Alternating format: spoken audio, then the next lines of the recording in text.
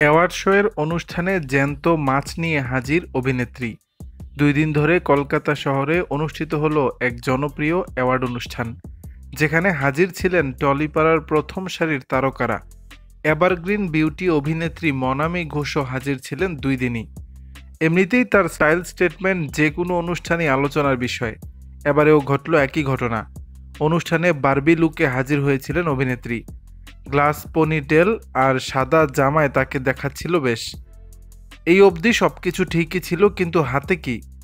কাঁচ দিয়ে তৈরি ব্যাগ, আর তাতে আস্ত এক বেটা প্রজাতির মাছ ঘুরে বেড়াচ্ছে। হ্যাঁ, জ্যান্ত মাছ নিয়েই অনুষ্ঠানে এসেছিলেন মনামি। কেন মাছ নিয়ে অনুষ্ঠানের মঞ্চে হাজির হলেন অভিনেত্রী?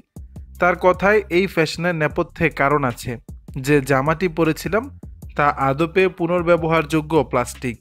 এটাই বলতে চেয়েছি, সমুদ্রে বর্জ্য ফেলার চাইতে তা পুনঃব্যবহার করে সমুদ্রকে আমরা দূষণমুক্ত রাখতে পারি, পরিবেশের সমতা বজায় রাখতে পারি। অভিনেত্রীর এই উদ্যোগকে সাধুবাদ জানাচ্ছে সকলে। এভাবেও যে বার্তা দেওয়া যায় তা কার্যত করে দেখালেন মনামি। দর্শক, এমন পোশাকে কেমন লাগছে মনামিকে জানাবেন নিচের কমেন্ট বক্সে।